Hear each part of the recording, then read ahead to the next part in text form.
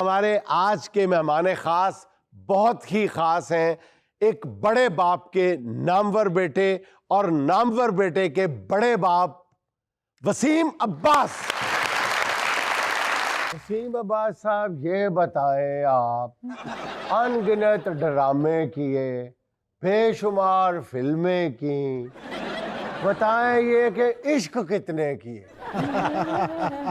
ये आपने तो बिल्कुल सुहेल वड़ाइच साहब के अंदाज में मेरे तो वहमो गुमान में भी बड़ाइच साहब नहीं है। कहाँ साहब? अच्छा, हम इस गल तो खुश होंगे कि मैं कॉपी सही कर लूंगा। ये जुनेद साहब मुश्किल है बताना, क्योंकि बहुत सारी वजूहात हैं। एक वजह तो ये है कि कुछ ऐसा हुआ नहीं, फ्लिंग्स बहुत हुए हैं अच्छा जिंदगी में। जब काम करते थे, मिड 80s की बात है, जवान थे, आतिश फुल जवान था उस वक्त। आतिश तो अभी भी जो भी आतिश से भरपूर लग रहा है वैसे। वो है ना जी मियाँ साहब का कि कोई कहता है पीड़े ते कोई कहता चुक के, और सच्ची गल मोहम्मद बख्शा विचों गई मुके। तो ये वो हिसाब है अपना। लशपश होके हम आ जाते हैं, अंदर के हाल जो है वो हमें पता है, ये ऊपर वाले को पता है। अब तो कोई खातून अगर ये कह देना कि आप बहुत अच्छे लगते हैं, तो हम उनसे कहते हैं कि आप तशरीफ रखिए, बैठिए, आप बैठिए।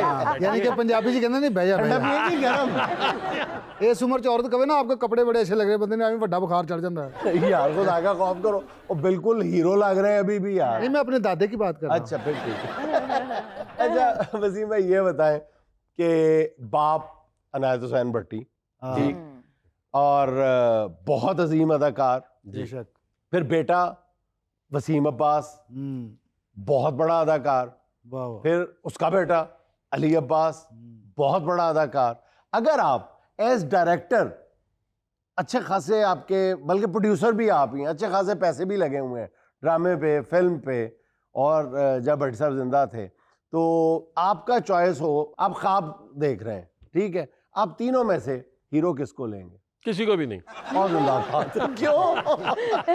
किसी को डांट नहीं सकेंगे? मैं ना अपने वालिद मोहतरम अल्लाह उन्हें जन्नत में जगह दे, आमीन, मेरा स्कूल ऑफ थॉट वो नहीं था।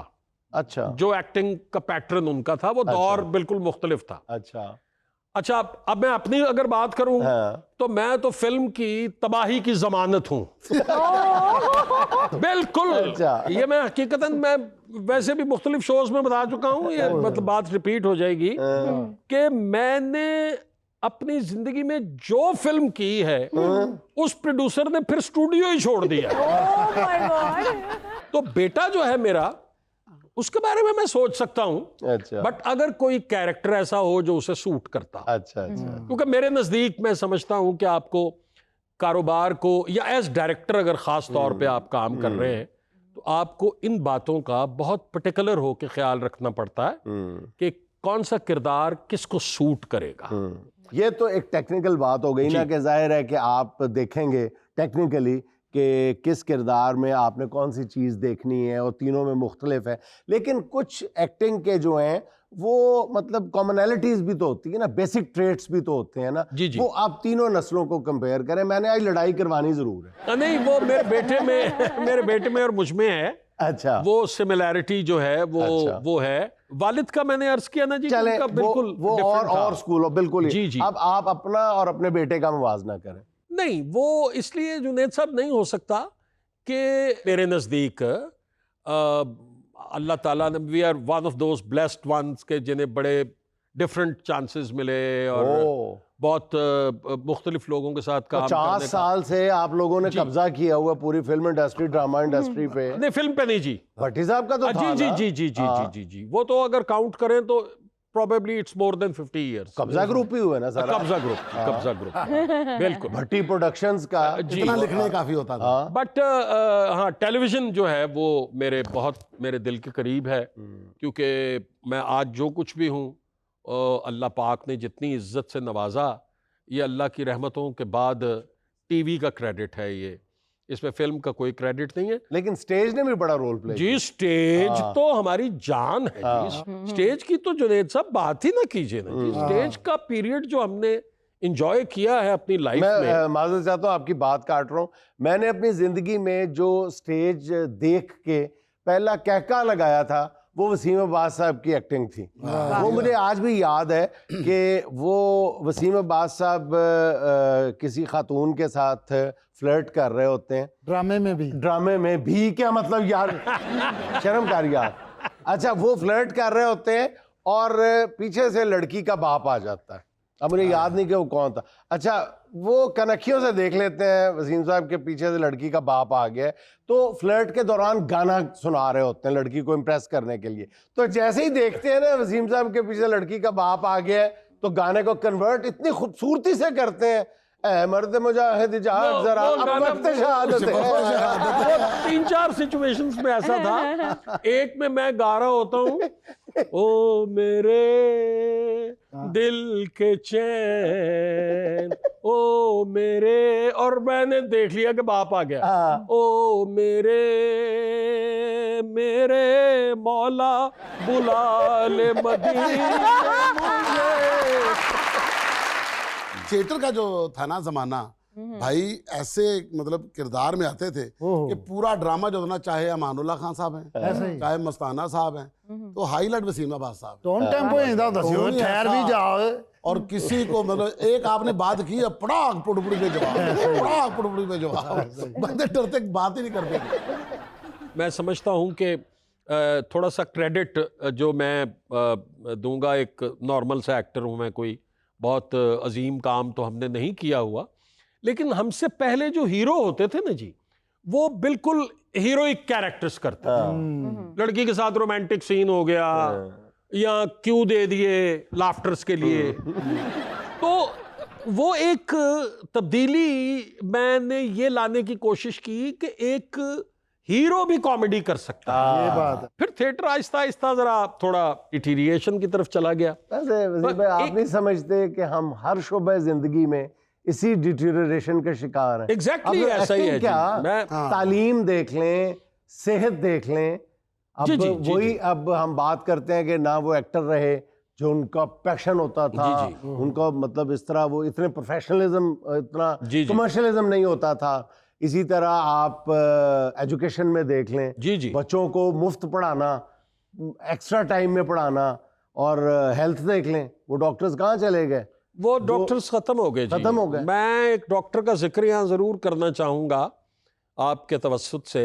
एक गैस्ट्रोएंटरोलॉजिस्ट है, मैं उस हॉस्पिटल का नाम नहीं लेना चाहता क्योंकि उसके बाकी के जितने भी डॉक्टर्स हैं, they are very nice people, बड़े कोऑपरेटिव हैं। बट ये जो एक गैस्ट्रोएंटरोलॉजिस्ट वहाँ बैठते हैं, शरई दाढ़ी रखी हुई है, सर पे टोपी होती है, नमाज कोई मिस नहीं करते, माथे पे मेहराब है, और मैंने उनकी पीए को फ़ोन किया कि मैं मिलना चाहता हूँ, मैं बहुत तकलीफ में हूँ इस वक्त। तो मैंने उससे कहा कि मैं फ़लाँ टेस्ट करवा लूँ, तो उसने कहा कि मैं डॉक्टर साहब से पूछ के बताती हूँ। Then she came back, she called me, और उसने कहा कि डॉक्टर साहब कह रहे हैं कि आप एक बार आके दिखाएं, फिर मैं बता सकूंगा। तो आई थॉट कि अभी का कहा है उन्होंने, and I was in pen. तो मैं चला गया हॉस्पिटल। भाई हुआ क्या था? मुझे छोटी आंत का बड़ा प्रॉब्लम हुआ। तो मैं चला गया, तो वो पीए कहने लगी जी आज तो उनके पास टाइम नहीं है, और वो मेरे जानने वाले हैं पिछले कोई 20 साल से। तो मैंने कहा कि उनसे कहो कि मैं बहुत तकलीफ में हूं। तो वो बताने के लिए गई, तो मैं उसके पीछे चला गया। तो अब मुझे अंदर से आवाज आ रही है कि उनसे कहो परसों आए, मैं आज नहीं देख पाऊंगा। तो मैं उनके दरवाजे में खड़ा हो गया जाके। तो मैंने कहा डॉक्टर साहब 5 मिनट की बात है, नहीं आज सॉरी, आज मैं नहीं देख सकूंगा, आज नहीं मैं कर सकता। मैंने कहा डॉक्टर साहब मैं बहुत शदीद तकलीफ में हूं। तो उन्होंने कहा कोई बात नहीं, आप परसों आइए। तो मैंने सोचा कि यार ये क्या है भाई, एक आदमी जो 5 वक्त नमाजी है, जिसने शरई दाढ़ी रखी हुई है, माथे पे मेहराब है, उसको ये नहीं पता कि अल्लाह ताला की तरफ से ये हुक्म है कि अगर कोई तकलीफ में हो तो सबसे पहले उसकी मदद करो। मदद करो। तो तुम किस किस्म के डॉक्टर हो? तो आप बिल्कुल ठीक कह रहे हैं। कि हम हर शोबाए जिंदगी में इनतात का शिकार। जी जी नहीं तो फिर वो अंतलियां ठुड्डा नहीं मारे ਅੱਜ ਮਾਰਿਆ ਨਾ ਹੁਣ ਇਹਨੂੰ ਡਾਕਟਰ ਸਾਹਿਬ ਤੁਸੀਂ ਠੁੱਡਾ ਹੀ ਸਮਝਣਾ ਜਿਹੜਾ ਵੀ ਕੈਮਰਾ ਮੇਰਾ ਚੱਲ ਰਿਹਾ। ਮੈਂ ਤੁਹਾਡਾ ਨਾਂ ਨਹੀਂ ਦੱਸਿਆ, ਸਿਰਫ ਮੈਂ ਹੁਲੀਆ ਦੱਸਦਾ ਤੁਹਾਡਾ ਤਾਂ ਕਿ ਤੁਹਾਡੇ ਹਸਪਤਾਲ ਵਾਲੇ ਤੁਹਾਨੂੰ ਪਛਾਣ ਲੈਣ, ਉਹ ਪਛਾਣ ਲੈਣਗੇ अच्छा डॉक्टर साहब हमने कहा मैं टीवी देखता ही नहीं। नहीं वैसे आपने नाम बताने में कोई कसर तो नहीं छोड़ी। नहीं, ताल्लुक हुलिया- लाहौर से, गैस्ट्रोएंट्रोलॉजिस्ट, दाढ़ी जी। रखी हुई है, नमाजी है, जी, जी। कितने होंगे? 2 नहीं तो 3 होंगे, उनमें से एक। उनमें से यार एक। वसीम अब्बास तेरे को लांदा सी पता क्या आया था। ये वही कमोबेश आपने वही किया है कि हम तकरीबन कोई 20-30 साल तक हम ये कहते रहे, जब वजीर आजम थी मोहतरमा बेनज़ीर भुट्टो, तो हम लिखते थे बाकायदा एक आला तरीन हुकूमती शख्सियत के शौहर। तो पीछे की रह गया।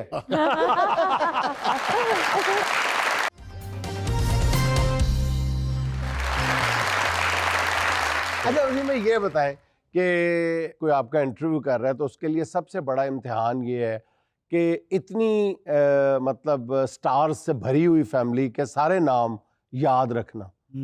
50 बरसों यानी 5 दहाइयों पर फैले हुए ख़ानदान के दर्जन भर से ज़्यादा नाम याद रखना, तो ये एक एंकर के लिए भी इम्तिहान है।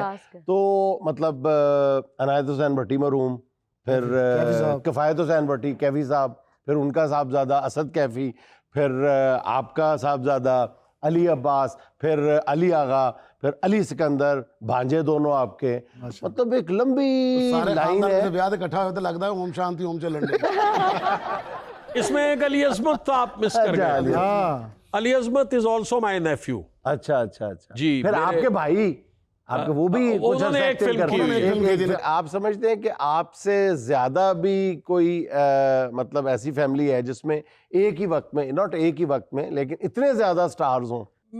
मेरा नहीं ख्याल सर, मैं स्टार्स के हवाले से तो नहीं कह सकता, लेकिन मेरा नहीं ख्याल कि एक ही फैमिली के इतने लोगों ने हाँ जी काम किया हो। कुछ लोग ऐसे हैं जिन्होंने बिहाइंड द कैमरा काम किया है, जैसे मेरे मामू, हाँ he was a director, a writer, a very learned person. Saeed Ashrafi नाम था उनका जी। वाह वाह जो हमारी पहली फिल्म जो थी, जो मेरे वालिद ने प्रोड्यूस की थी, वो वारिस शाह थी, और वारिस शाह के डायरेक्टर वो थे, अच्छा और कैफी साहब उनके शागिर्द थे, उसमें असिस्ट कर रहे थे उन्हें। और मुझे इस बात पे बड़ा फख्र है कि मेरे वालिद ने अपनी जो पहली फिल्म प्रोड्यूस की वो वारिस शाह थी। मतलब कोई फार्मूला फिल्म नहीं थी कि जिसमें फाइट है, जिसमें गाने हैं, जिसमें दो कि वो फिल्म फ्लॉप हो गई, लेकिन वो एक असासा है जो हमने अपने पास प्रिजर्व करके रखा हुआ। अच्छा ये जो आप अपनी फिल्म की बदकिस्मती की दास्तान बता रहे हैं, तो ये ऐसा भी था कि गांव देहात में जब किसी की फसल गंदम की कटती थी तो जो दुश्मन था, शरीके वाले जो होते थे, वो कहते थे फिल्म बड़ा, तो उधर वसीम अब्बास बजाय ना तो बंदा मारन दे, बजाय कत्ल करन दे, वो फिल्म बड़ा, तो उधर ले वसीम अब्बास में। ऐसा नहीं होता था? हो सकता है ऐसा हुआ हो, लेकिन मुझे इतना पता है कि जिसने एक बार मेरे साथ काम किया वो स्टूडियो दोबारा मुझे नजर नहीं आया। इतने फख्र के साथ अपनी फिल्मों की नाकामी का जिक्र करते हुए मैंने तो पहली बार किसी आबिद कश्मीरी ने बड़ी एक रोज बड़ी मजेदार बात की थी, गुल्लू बादशाह वो गुल्लू बादशाह, गुरु बादशाह वो न जी शबाब साहब को अल्लाह उनको जन्नत में जगह दे, वो उन्हें हार्ट अटैक हुआ था, तो वो सरवाइव कर गए थे, बट हार्ट अटैक हुआ था उन्हें, and he was a very famous man. तो मैं शबाब साहब की फिल्म की थी मैंने, जो फ्लॉप हो गई थी। अच्छा बताने की जरूरत है, वो तो आप एक बार बस इतना बताना काफी है। फिल्म की थी, और फिर नजर की उनके बेटे की, फिर जफर की उनके बेटे की, तो वही सब कुछ था।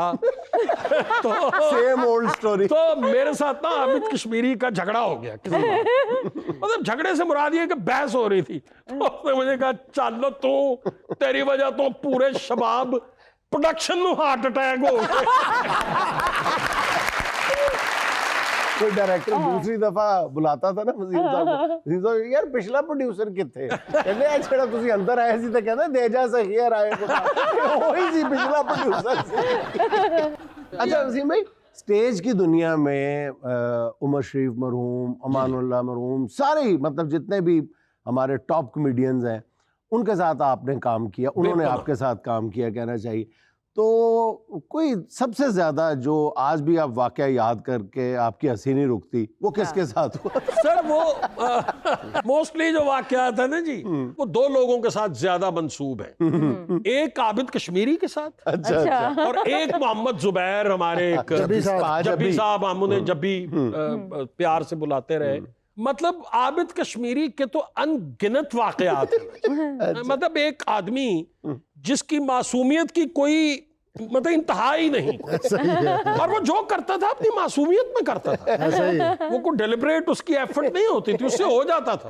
अच्छा, अब मिसाल के तौर पे एक प्ले में वो बादशाह बना हुआ था ओके, और उसने वो पूरा लिबास बादशाहों वाला पहना हुआ था। विकी भी था उस प्ले में। मैं भी था, दिसंबर की अपना जी डेट हाँ। थी वो।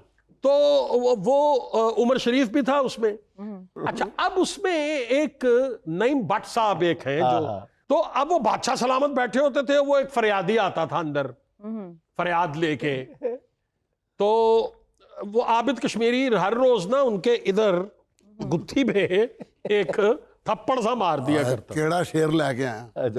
वो जो शायरी, वो शायर था वो, तो आके वो शेर सुनाता था कि बकवास शेर सुनाया। तो खैर वो नईम भट्ट ने ना दूसरे दिन उससे कहा कि यार बड़ी जोर से लगती है आबिद, तो अब ना मारना मुझे, अब नहीं मारना। तो आबिद ने कहा चल दे हिलावांगे, मारना।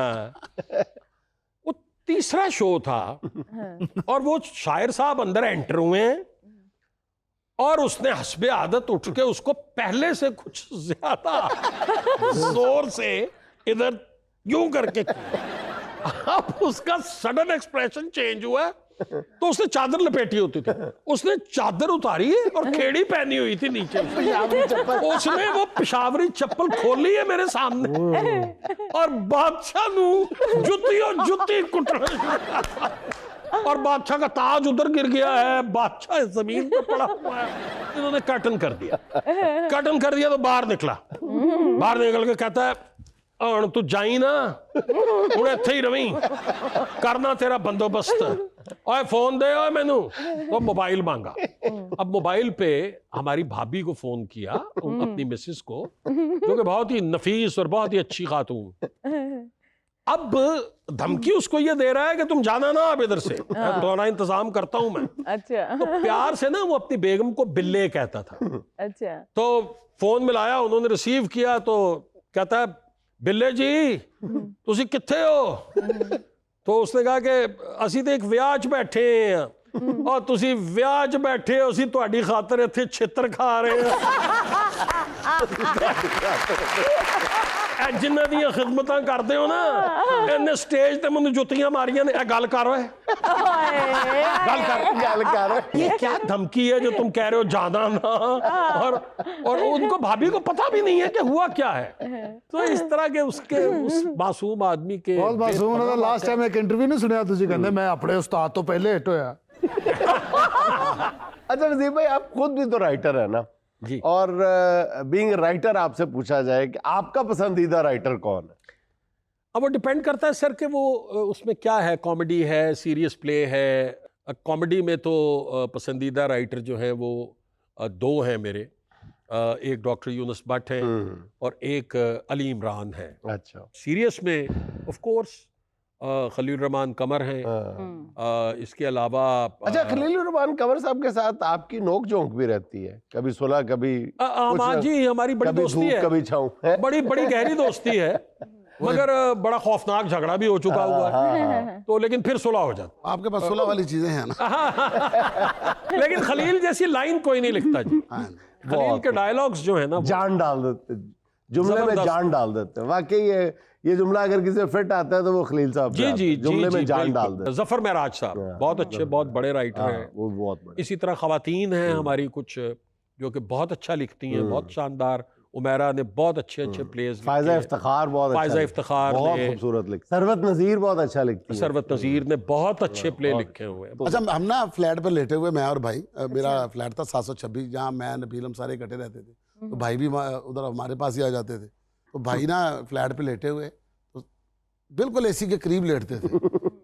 ਨਾ ਜਰਾ ਥੋੜਾ ਜਿਹਾ ਵੀ ਪਰੇ ਉਰੇ ਨਹੀਂ ਇਹ ਕਰਕੇ ਬਸ ਕੋਲ ਕਰਕੇ ਲੇਟਦੇ ਸਨ ਤੇ ਮੈਨੂੰ ਕਹਿੰਦੇ ਪੁੱਤਰ ਤੇਰਾ ਵਿਆਹ ਹੁਣ ਲੇਟ ਹੀ ਕਰੀ ਮੈਂ ਕਿਹਾ ਉਹ ਕਿਉਂ ਭਾਈ और मैं नहीं देखता पिया मैं इतने लेटे हुआ भाई की भाभी के साथ लड़ाई हुई अच्छा और लड़के थिएटर आ गए अच्छा और थिएटर आके ना सबको बता दिया कि मेरी घर में लड़ाई होगी अब मैंने घर नहीं जाना सईद को कहा जाओ घर जाओ और जाके मेरा सामान लेकर आओ अच्छा और मुझे पता है कि तुम्हारी भाभी सामान नहीं देगी और कहेगी कि नहीं उनको लेकर आओ। वापस लेकर जाहिर है शौहर है ते सईद ने कहा जी अपना अगर उन्होंने अपना मैनू सामान ना दिता ਤੇ ਨਾ ਕਿ ਮੈਨੂੰ ਪਤਾ ਨਹੀਂ ਦੇਗੀ ਸਮਾਨ ਮੈਂ ਜਾ ਕੇ ਕਹਿਣਾ ਕਿ ਹਾਂ ਜ਼ਬਰਦਸਤੀ ਫੁੱਲ ਬਦੀ ਦੇ ਹਾਂ ਇਸ ਵੇਲੇ ਗੁੱਸਾ ਜਿਹੜਾ ਹਾਈ ਚੜਿਆ ਹੋਇਆ ਭਾਈ ਦਾ ਮੰਨਣਾ ਬਹੁਤ ਮੁਸ਼ਕਲ ਹੈ ਤੁਸੀਂ ਕਹਿਣਾ ਕਿ ਭਾਈ ਨੇ ਨਹੀਂ ਮੰਨਣਾ ਹੁਣ ਬਸ ਹੁਣ ਅਖੀਰ ਹੋ ਗਿਆ ਤੇ ਉਹ ਕਹਿੰਦੇ ਅੱਛਾ ਜੀ ਚਲੇ ਜਾਂਦੇ ਅਸੀਂ ਉਹ ਦੋਨੋਂ ਘਰ ਚਲੇ ਗਏ ਸਈਦ ਨੇ ਜਾ ਕੇ ਕਿਹਾ ਆਪਣਾ ਜਿਹੜਾ ਰਾਈਟਰ ਹੈ ਸਿਰ ਇੰਨਾ ਕਿਹਾ ਕਿ ਭਾਬੀ ਭਾਈ ਸਮਾਨ ਮੰਗ ਰਿਹਾ ਭਾਬੀ ਕਹਿੰਦੀ ਐ ਲੈ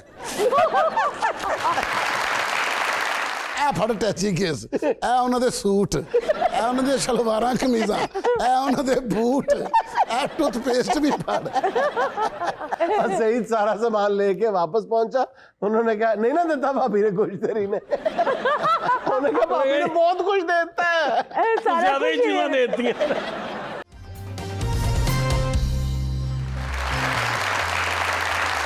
भाई वो जो आपको बिजली का बिल आ गया था बहुत ज्यादा वो हमारे जुबैर साहब से मंसूब है। हाँ जी जुबैर साहब हम पार्टनर थे मिलके हम प्ले किया करते थे तो जब मैंने कारोबार शुरू किया तो मैंने अपने वालिद से कहा कि जी अब मैं पैसे कमाने लगा हूँ तो घर की कुछ जिम्मेदारियां मैं उठाना चाहता हूँ तो ये है कि जितने यूटिलिटी बिल्स हैं वो सारे मैं दिया करूँ मेरा ना जी 32,000 रुपया बिल आ गया ये 89 की बात है मैं बड़ा परेशान हुआ मैंने कहा यार 32,000 रुपया बिल यार तो जुबैर के पास में गया बिल्कुल करीब उसका घर था मैंने कहा यार जुबैर इतना बिल आ गया यार की मुसीबत है यार मैंने जनरली बात की ऐसे तो उसकी आदत थी वो लुड्डन मियां करने के बाद ना जी वो उस कैरेक्टर के अंदर जा चुका हुआ तो आम जिंदगी में भी ना उसका अंदाज इसी तरह का हो गया तो वो कहता लो एकड़ा मसला है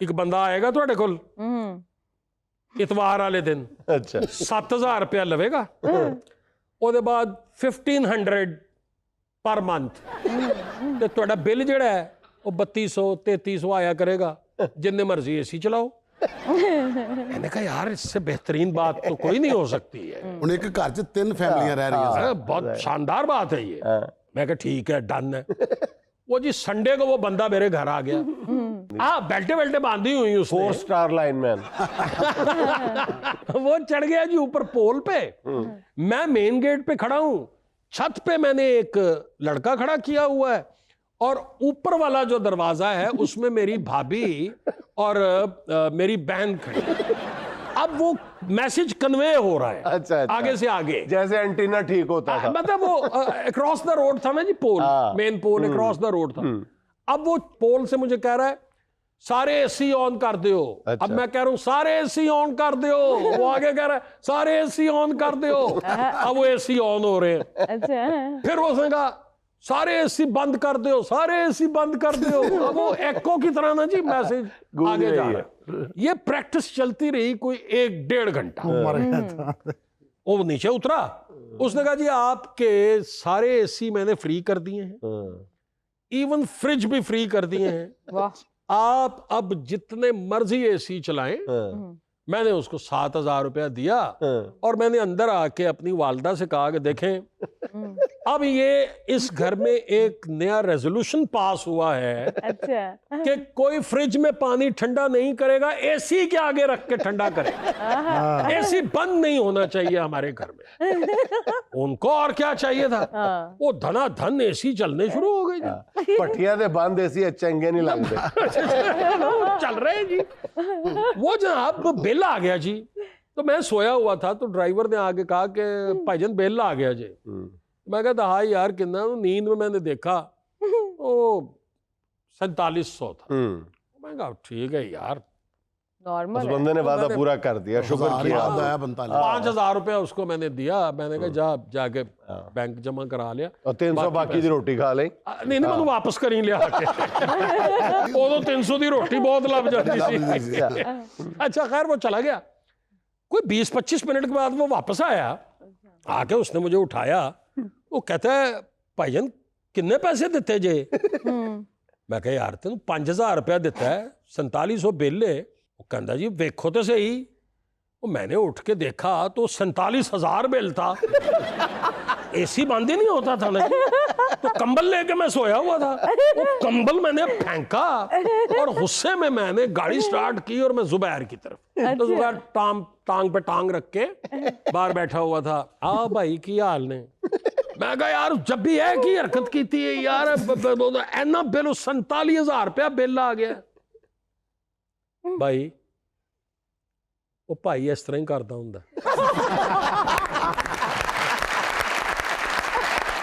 अच्छा वसीम भाई, आपको गीत सुनवाते हैं सनम खान की आवाज।